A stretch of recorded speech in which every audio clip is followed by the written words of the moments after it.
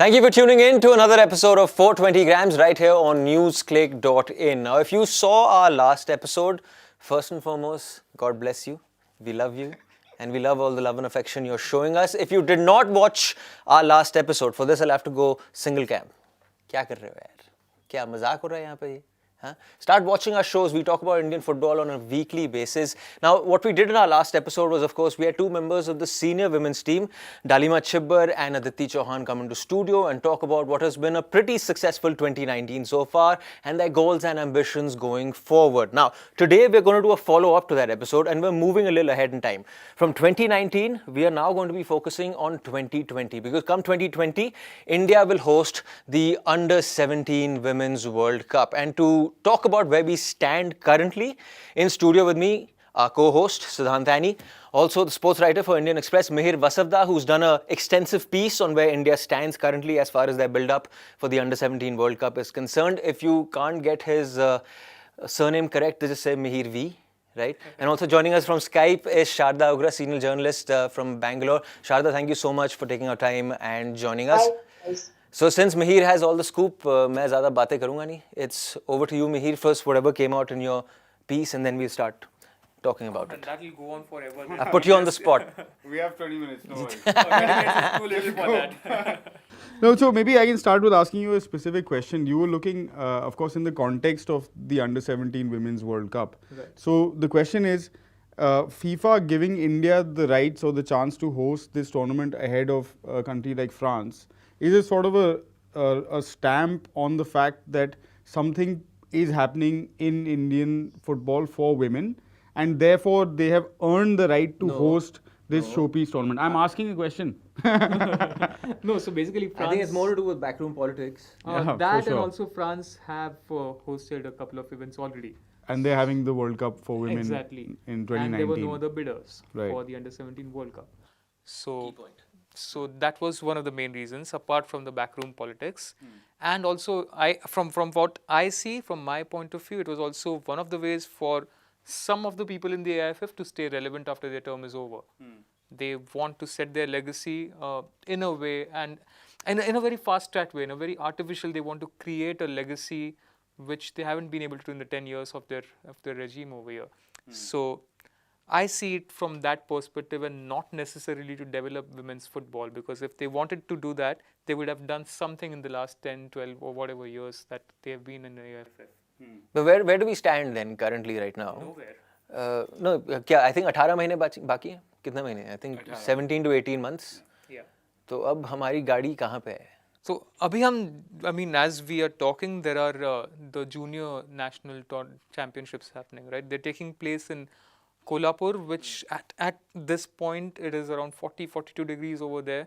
They gave all the states time of 15 days to register their players. Now, the problem here is that none of the states have an active youth program. I was speaking to the president of Andhra Pradesh Football Federation, who's also, I think, in the AIFF's finance committee. He was very careful in the words he chose to speak, and his point was कि यार हमारे पास अगर जो 10 लड़कियाँ on a good day अभी आ जाती है तो हम खुश हो जाते हैं. हम 30 players कहाँ से इकट्ठे करेंगे? From where do we get 30 players to send a team for the junior national championships? It was the same problem in most states I spoke to. Sikkim did not send a team because, according to their federation, who's also in the AIFF executive committee, I think, he said that तभी वहाँ पर elections थे. And अगर जो team चली जाती उनकी तो उनके पेरेंट्स उनके कोच कोई वोट नहीं कर पाता. So they completely gave the tournament a miss. You have Mizoram, who didn't have enough time to prepare a team for this. My point is, you're going to choose your first batch of Under-17 World Cup team from here. And you don't even know if your best players are going there. Delhi, for example, the biggest problem was the exams were clashing with the tournament, with the selection trials. So half of the girls did not turn up. I don't know if... School exams. Right. Yeah. So, if you knew a little while ago that you're going to have the Under-17 World Cup, I'm sure AIFF did not come to know with the FIFA press release. No, of course. So, You never know. you never know. Yeah, you never know. But I'm guessing they knew a couple of months in advance. They sent out a release to all the state associations about the junior national championships a week after FIFA made this announcement. And then they give them 15 days to select 30 players each. And बाद में और 15 दिन में आपको आपकी train tickets reserve करके कोल्हापुर पहुंचना है, जहाँ पर 45 डिग्रीज में आप आपके चैंपियनशिप्स करा रहे हो. So it is very bizarre, all of this. Shada, can I ask you from like a sort of outsider's perspective, do you think that a lot of these tournaments are held or shoved into the calendar only because the federation or the competitions department in the federation is mandated to hold the tournaments, and sort of the selection for the national team and the prospectives who will join this World Cup squad for 2020 will be selected by a completely separate mechanism that will happen in isolation somewhere else?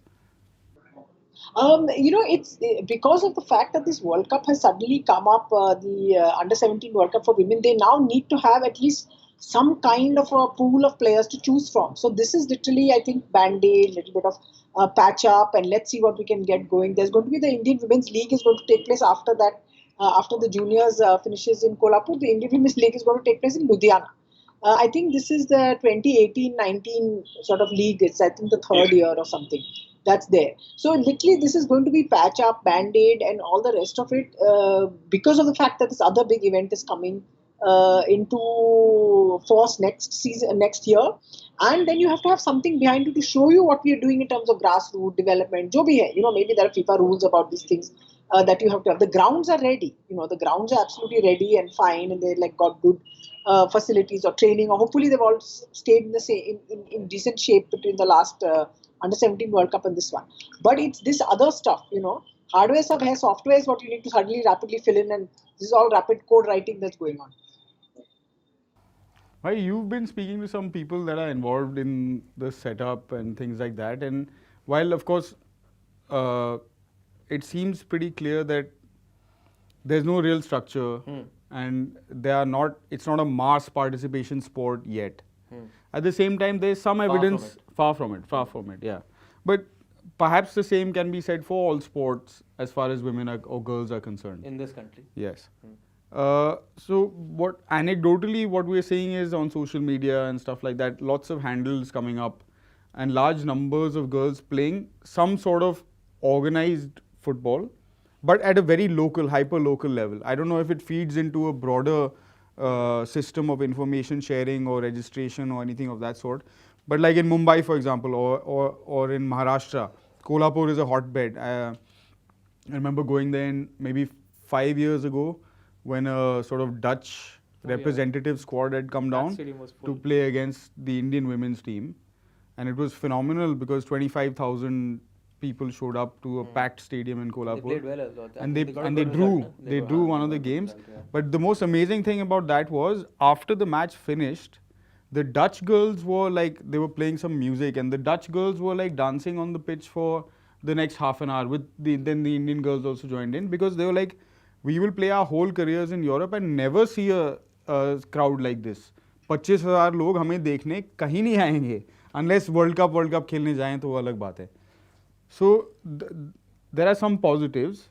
I think there are quite a few positives. Yeah. It depends on how you look at it. To say that I think we all agree with the fact that there is no real system in place, right? और जो भी अगर आप अभी system, even if you put a system in place 1 year before the World Cup, for a system to be in place, it should be operating for at least 6-7 years. So you know how the system works and you know what the end product of that system is. तो एक साल में suddenly system in place नहीं होने वाला, right? उसका positive ये grounds are already ready, courtesy the men's under 17 and whatever we've done, and courtesy ISL and I-League. We've got good stadiums and grounds and everything. So that aspect was there from before. I think the only positive is that this will force you to put a system in place. If it's a top-down approach, yes, it's a top-down approach, but it will force you to put a system in place. It will force you to start identifying talent, even if that talent is only 30% of your talent pool. क्योंकि सच में बोलो तो आपने 30% भी identify नहीं करे थे, right? And also the thing is, if you're going into this under 17 World Cup with the thought process कि हमारी लड़कियां कुछ करेंगी, हाँ, वो नहीं करने वाली, नहीं होने वाला भाई, बहुत दूर हैं हम, ठीक है. We've all done enough football, seen enough football, वो नहीं होने वाला. But if you're using this under 17 World Cup as a catalyst to build a team which can then serve the senior team in the next 4-5 years, and you can get a core, 5-6 player core that is serving the Indian team in the next 4-5 years, then that is a major positive. Which Aditi also brought up when Sharda asked her about what their sort of aspirations and dreams are for the next few years, where she was saying, okay, now at the South Asian level, India is fairly dominant. We won the South Asian Championships 5 times in a row, or 5 times, and sort of that is established. Now we want to move on to the Asian level, and what Pandit is talking about here, I think makes a little bit of sense in that it leads up to the, let's say, 2026 Like Qatar right Asian now, Cup. to the Asian Cup. But I mean, it's all well and good when you say कि ऐसा होना चाहिए, but कितना होता है? I mean, this year the women's team has played whatever number of matches they've played is because they were qualifiers. You take last year and the year before that combined, they played I think just 2 matches the whole duration. In 2 It years, was 19 and 4 months right now. 19 matches in 18. that is, but you count the number of friendlies they have played, and those friendlies are because they played the Olympic qualifiers. So you take 2017, 2018, and if I'm not wrong, they've played just 2 matches. There was this entire phase before. The last meaningful tournament they played was the 2014 Asian Games. And there they were knocked out even before the opening ceremony was held. Because So the football tournament starts, and it's not- a longer tournament, so it starts before. it starts before. So it's not the players. It's just that they're not given any opportunity to play. Whenever they've been given an opportunity, they've shown that they can compete at least. Well, and we saw the improvement this time after, like Yeah. at the fag end of this run of 18 games, they were gelling much Exactly, better, yeah. together, playing much better football. Good quality goals. I just want to jump in here with what Meir is saying is that this whole lack of, that there is no structure, where's the ladder, there's no ladder, which I keep talking about. It's like one favorite bugbear of mine. And so you'll have this World Cup, you'll have sort of a really good maybe run into the under 17, whatever it is that the Indian women's team, however they perform the under 17 work. What happens after that? That is the question I think we need to be pursuing rather than if that is the benchmark at the moment, that's where you have to get to. No, I will not that. What's going to happen after that? Tell us what you're going to put in place after that. Which is why maybe this. I was looking at this Indian Women's League. There are 14 teams, it has gone from 7 or whatever in the first year, 7 or 6, I can't remember, to 14. And they've told Gokulam to send their team and so on. So it's what are you going to do after that? If you can do something and see what's happened with the under 17 boys as well, what have you done after that? What have you done to basically take this ahead? Top-down approach, if you're not a fan of it, but if it works in a way, it has to sustain itself after this one big event is gone. Yeah, like with the boys, Sharda, at least I can say there is some aspect of success there. Now, it depends on, again, how you look at success. If you see those under 17 boys, unke at least 5-6 ladke hain ab, who are now slowly making their way into the senior team. If they were part of your under 23 setup, then you know that slowly from there they will be progressed to the senior setup and they will be forming the core going forward, and they will come together as a core of 5-6 who've been playing together for 5-6 years before that. The biggest difference here is that once they were out of that whole under 17 mode, they knew that their lives were set in the way that they had a team where they got fixed monthly salary. Here, once you're out of this under 17 camp, like if a girl joins the under 17 World Cup camp next month, she's sorted till October next year. But after that, she does not have a club. Even if she plays in the Indian Women's League with 7 teams, 14 teams, is she going to get paid? Is she going to get paid? I mean, even if it's 3 weeks, like right now the system is that some players get paid and some don't. It's not a uniform system. With the national team, they're getting paid 600 rupees per day, which is nothing. So what is the incentive for them to continue playing? I was at the senior nationals in Bhubaneswar last year. Not the one, I think it happened back to back in Bhubaneswar, because Orissa has sort of emerged as a center there's a Sai center where a lot of the women camps happen, and Eastern Railways have their base there, so they've hired a large number of players. So a lot of the Manipuri players who play for the national team are now with with the Railways and playing for their teams. It really is incredible to see how these groups of women, actually mostly girls, because by the time they're 23 or so, they have to stop, a lot of them have to stop playing, because that's also part of the reality. You finish college and either you need to get a job or you need to get married or whatever it is that the pressures that you face. So careers end really early. So it's just Yeah. groups of girls with like maybe 1 or 2 senior players, one coach, and just trying to somehow manage with extremely meager resources. There were suggestions from some state associations that players pay their own way to get to the nationals, particularly if they wanted to take a flight, so so this is still This is going very on. 1980s, huh? This is a very Yeah, 1980s I mean thing. stuff that you might remember from when you started Yeah, of there not being women's loos in the press boxes. Yeah. absolutely, At absolutely. at Very 1980s, you pay. No, you pay to come. You pay for hotel also. You buy breakfast only. Yeah. So I Uh, think while we say that that there are grounds that are good enough to host a World Cup, at the same time the reality of infrastructure is also that there are grounds where you don't have women's toilets or women's changing rooms. yeah. And when you are encouraging girls to play in large numbers, whatever the case might be, particularly when you're looking at young girls who you're getting to play, you have to, it's a responsibility also to provide a safe environment in which they can do their thing and, not feel either like they are in a shop window or unsafe or whatever the case is. And one of the girls I spoke to for my story, she was just happy that the playing surface was decent for a junior nationals in Chandigarh. And she was ready to overlook the fact that they didn't have a women's toilet over there, they didn't have any changing rooms over there. So all the players had to practically go back to their hotel or hostel where they were staying every time they had to, get changed or whatever they had to do. So I mean, it's just sad that they have to be happy with whatever minimum things they have. छोटी छोटी खुशियाँ जो रहती है वो. I can understand that because when I used to play nationals for Delhi, there was once an instance कि हमारी टिकटें बुक ही नहीं हुई थी. तो अब मैच है जी 3 दिन में केरला जाना है. तो क्या करा है कि लड़कों को बाथरूम के सामने सबको लिटा दिया है और 48 घंटे की ट्रेन में. And I swear. And we lost 3 kilos in that journey only. हाँ 3 किलो चले गए वहाँ पे. From where? From Delhi to Ernakulam, and this Super. is the 48 hour. It's a 48-hour train, bro. मेरी बैंड बज गई थी वहाँ पे, and I was this this boy from a big Delhi school. मैं आया हूँ, मैं खेलने जा रहा हूँ वहाँ पे reality पूरा कपड़े वपड़े धो रहे हैं वहाँ बैठ के, and everything is happening. Sounds But like women's cricket, Arjun. Sounds like women's cricket used to not so long ago. like that exactly. Not now, but I'm say about again my bad. No, like my point was I can understand where that girl is coming from. कि ओह यार इतना अच्छा घास मिल रहा है खेलने के लिए. Even we guys when we see a good playing surface, it's not something that's a given. But my takeaway from this under-17 World Cup is very myopic. Okay, my takeaway is just simply this: if we can have the conversation around women's football, which we've also been doing, you've been doing, everyone is doing, because there is a World Cup upon us. If that conversation can continue going on for a year. Because courtesy that conversation, someone who may not be interested in the women's game or who may have wanted to stay away from it might get pulled into it.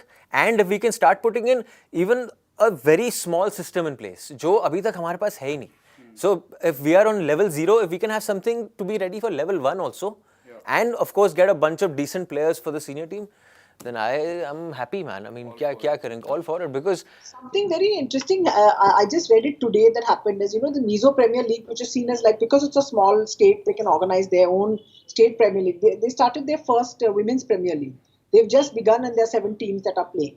So maybe it's a good almost a template for other people that are other sort of states or cities or whatever that are interested to see how this works. I don't think it's huge amounts of money or whatever, but it's the same neighborhoods that offer you those men's teams. I suppose it's them that are offering the women, and it's the same बेचारा एक ground only. वो आइजवाल का जो ground है अब नहीं, अब तो 2 हैं शायद. But this is the one, the Assam Rifles वाला ground. Those guys are really forward thinking. They were the first state to have like you said, their own league, and it was a great story because a televised league and a sort of created product between the State Football Association and the local cable network. Yes. So it's the kind of partnerships that we are actually talking about grassroots football developing, where things are happening at a local level and you don't need a global broadcast giant or like billions of dollars to run a small simple football tournament. But to be honest, there are other states are making an effort. Like we won't really bash them up and say that no one's doing anything, but it's just so happens. I'd say, for example, Delhi has an under 13 league and nothing above that. Bombay has an under-18 league and nothing below that.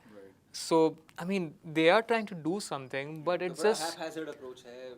हाँ मतलब stop gap है आपको थोड़ा directionless हो आप हो थोड़ा सा clueless हो and the thing is that there is nothing central from the AIFF coming. Like, AIFF obviously says that we can't do everything, the states have to do something. The states are saying that हम क्यों करें, AIFF को थोड़ा initiative लेना चाहिए. Corporates are saying कि हम एक महीने की league के लिए क्यों हम पैसे बर्बाद करें. It's a very vicious circle that, I mean, one of those many things that we find ourselves in Indian football. If you focus primarily only on the team that will play in the under-17 World Cup, I think we can pretty much say that this team will also prepare itself much like how the boys prepared themselves. It is that you will continuously keep on going on exposure trips abroad to get as many games as you can. So say if you have 18 months left, the aim should be to get say a certain number of matches by the end of the World Cup, say 50 to 60 matches, और उसके बीच में आप 4-5 आपने exposure trips बाहर करें, where you're playing, teams that are much better than you. And now another question is, do you need a foreign coach, or would you hand the responsibility of the under-17 team to an Indian coach? Foreign coach क्या बदल देगा एक साल में मुझे समझ में नहीं आता. I am firmly of the opinion that it should remain with an Indian coach. Because it's not like our girls are going to go out there and really defeat someone. I mean, what we should be looking for is, will the girls be able to score a goal? And how are they keeping shape during those 3 games? In terms of results, I don't think you should really expect anything out of the team. Yeah, I mean, I think something like familiarity, team composition will make a big difference. If you are looking at a large number of the team being made up of girls from the Northeast, then it would make sense to get a technically sound, technically gifted Indian coach to take charge of that. Indian coach, no? Yeah. I'm saying the point should because be... there's Don't spend that much money on a foreign coach like Fazul, large amounts of money if you spend. What's the point? Yeah. And you're not going to win the under-17 for sure. What's the point in getting? We're not getting out of the group also, to be honest. Yeah, enough. Exactly, there are enough Indian coaches who have the experience now and the tactical acumen and the badges and whatever requirements you need to actually. Yeah, no, from all the evidences, Floyd Pinto has done a remarkable job with the under-17 team, the same team that the foreign coaches had. So, I mean, there is no reason why they can't. The only reason being he had time with them. He was given time with them, like 2 seasons now. And the reality of his team came out at the end of the 2nd season, where the boys started flourishing. And then we're saying, look at what Floyd is doing. I think if you put an Indian coach up for this task and कहो कि 18 महीने तक आपने इन लड़कियों के साथ रहना है, and then you have to continue taking these girls forward for the next 4-5 years, then not only are you developing players, but you're also developing a coach. The coach will be happy to work with these girls. You have to then have a proper roadmap and a plan to take them forward. To have it after your World Cup is over, after your big event is over, then what are you going to do? Then set yourself these targets, and then the coach can work with them. So at least he's got something. There has to be that degree of sort of almost micromanagement of what they are going to do, because they are your top-down sort of team that you created. So then work with them to at least get something like the under-17 boys have been able to do, say for the past couple of years or so. So we don't currently have a under-16 or under-17 national team coach? No, I don't think so. Okay. Alex Ambrose is looking at the under-19 team? No, so they don't have a youth structure as such, right? Yeah. So it's very haphazard. So they have coaches in place, but they don't have players and they don't have opponents. So they only play sort of Asian qualifiers. Yeah, whenever something comes up. Currently, there's only one under-16 tournament organized by the Federation. Yeah. Right. So that's 10 days of competitive football or 14 days of competitive football in a year. Now the aim should be to have at least 4 of these events in a year from the main association, and then the state association also take their onus and do their own little pockets of. But like Mihir said, it's easy to talk about it, but ground reality बहुत अलग है कि वो कहेगा वो क्यों नहीं कर रहा, वो कह रहा मैं क्यों नहीं कर रहा. Well, to be honest, AIFF has every right in demanding the state association do their own thing. The AIFF cannot go to every association and do it. Not in a country like this. Not in a country like this. We are not Bahrain or Qatar or something कि 600 तो हमारे लोग हैं, उसमें से 200 आप academy में डाल दो, आपकी टीम बन गई. पर और वो बदलेगा भी नहीं अभी, to be honest. आपका वर्ल्ड कप भी आ जाए, इतना कुछ बदलेगा नहीं. How are these guys? बदला भी नहीं है कुछ, जैसे लड़कों के साथ ज़्यादा कुछ बदला भी नहीं है अब तक. How are these guys going to identify the players who will make up like Mahir mentioned right in the beginning, the nationals are going on right now. You then put together, say, a group of 30, 40 girls, right? And then you keep them for long periods in a camp. And in the middle of that, you keep going for exposure trips and coming back. And the thing is, this process continues till the World Cup. Now, what the men's team did was कि उन्होंने अपने 45 का उन्होंने camp बना लिया.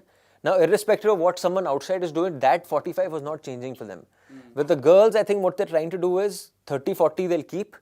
And if after the first camp, someone needs to be shown the way and someone else needs to be brought in, that door will always remain open. So if someone is taken out, doesn't mean the door is closed for them. You get back into your groove and we'll try spotting you. And if you're again doing well in those tournaments where we're trying to spot you or whatever, but I don't know how you're going to spot in those tournaments when there are no tournaments. That's one of my questions to many people while doing this story, that how are you going to go about the scouting process? Yeah. And the standard answer I got, नहीं वो हम देख लेंगे. वो organise ही करना पड़ेगा आपको. Organize you'll have to tell a state association कि हम आ रहे हैं. आप अपने best players भेजो for a 4-day period. It'll be like a selection trial rather than sort of watching them play a game and then making a list and Yeah. suppose that sort of scene. So mota, this is where we stand right now. Sharda, you have anything more to add on this? I agree with what you're saying, is that there is this sort of almost sort of vision that you have of creating this team, but there's nothing there that's giving you an idea of who's good, who's not. So you have to do like a selection trial based on basically the parameters that you do selection trials on in football. But again, you have to give them events to play. You have to give them matches to play, because I can look very good at a selection trial. If I get kind of can't handle it, then what's the point? But I need to know that. I need to be tested in that way. I was looking at this list of the women's league that's going to happen in Ludhiana, and there are a couple of interesting teams there. There are teams from the Manipur Police, their sports club, CRPF women's football team. So in the sense of jobs being there, there are obviously these people, either it's freshly created or it's always been there and they've suddenly woken up and said, let's get this going. SSB, which I think is Services Sports Board. No, Central SSB Women's is Football. Sashastra Seema Bal. Yeah. Okay. It's But another government- paramilitary. government Paramilitary. kind of, and then there is Sai STC Katak and Tripura Sports School. So you have 3 or 4 of these. So let's see how that pans out. Maybe they've got young girls there, maybe not under 17s, but still of a particular age. You never know. Yeah. That's pretty interesting. May you have any final thoughts? Oh no, my final thoughts would be that, I mean, these guys need to. Indian Express.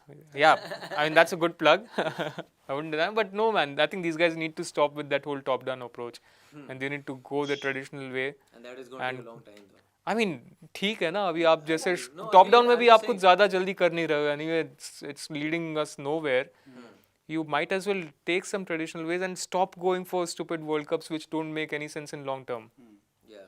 And they are planning that. I mean, you look at what they're planning is that. Yeah, I mean, they want to host an Asian Cup for women's in the next 5 years, 6 years. God knows how they're going to do that. I mean, it just doesn't make any sense to me. It's event management here. Event management is the thing. हाँ, The rest of Arsenal's work is painful and takes a long time. I didn't It's know boring work. It's event management. I didn't know their contract with IMG Reliance had that event management clause in it as well. This is an under 17 World Cup. So the other thing is that I guess one of the reasons why the All India Football Federation now sort of has a representative on the FIFA council is that there are no takers for these events, right? Unlike a senior men's World Cup, which is a money spinner, not that, I mean, that those events also lose money for the country, but that's a different discussion. But these, there's no money for these events. So essentially India is saying, हम कर लेंगे. Government will give us, taxpayers will give us the money. हाँ, So we are hosting. this is the Afro-Asian Games of football. 50 crores they're wasting on this when they could have easily spent 5 crores and got some structure in place. I mean, but yeah, I mean, as they said, like the standard example that from Kushal Das to everyone that keeps on giving us is that अगर जो 2010 में हम Commonwealth Games नहीं करते, we wouldn't have improved in Olympic sports. Very good. So, well, Because we have a glut of medals now. And of course, we're closing down to China and USA now. rapidly. the next sporting powerhouse in the making. I think on that note, we should wrap this up. I think on that note, it's time for Let's Football to come into this discussion now. Yeah. And for me to thank Sharda, Mihir, Siddhant, everyone, thank you so much, guys, for joining us on yet another episode of 420 grams. This is where we stand currently. As far as the Under-17 Women's World Cup is concerned, 2020, India will be hosting that tournament probably September? October? September. Same with the men's, basically. When the weather is a little... When the men's September 2020, will we be ready to contest in our first ever World Cup? उसके बारे में तो अभी बहुत बातचीत होगी. But till then, make sure you watch an episode a week, every week of 420 grams till the 2020 Women's World Cup begins. Promise yourself that. Thank you so much for watching. And tell your friends. And tell your friends and girlfriends. Bye-bye.